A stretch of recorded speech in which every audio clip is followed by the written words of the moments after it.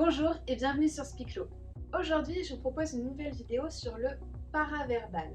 Nous avons beaucoup parlé de non-verbal, ce qui concerne en fait votre outil corporel.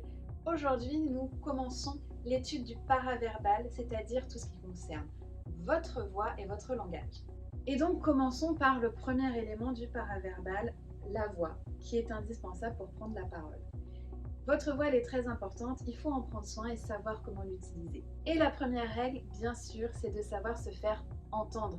Vous devez être audible, c'est votre devoir de faire passer votre message pour tout le monde. Et rassurez-vous, même les plus petites voix peuvent gagner en puissance. Alors voici 3 conseils pour travailler votre voix et gagner en puissance, pour vous faire entendre si vous avez une petite voix. Premièrement, lorsque vous prenez la parole, pensez à vous adresser à la personne la plus éloignée de vous. Si vous pensez à quelqu'un qui est au dernier rang, automatiquement votre voix va aller s'ajuster un petit peu en termes de volume. Deuxième conseil, travaillez votre respiration.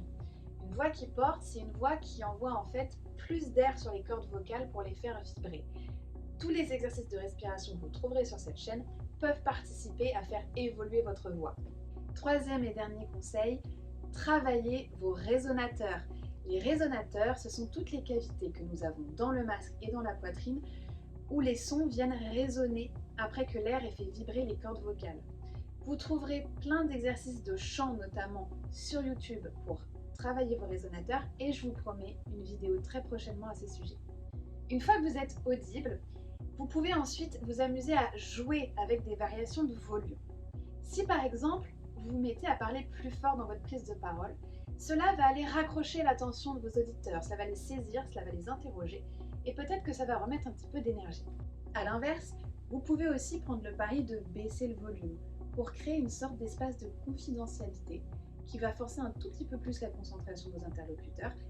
Attention à toujours rester audible et peut-être même que de baisser le volume vous fera gagner en autorité. Ce qui est intéressant, c'est de varier les volumes dans une même prise de parole car cela va créer de la nuance et c'est cela qui est attirant dans une voix et qui peut aussi susciter l'écoute. Alors je vous invite à travailler votre voix en termes de volume et de variation. Dites-moi si vous gagnez en impact avec ça et je vous retrouve dès la semaine prochaine pour une nouvelle vidéo.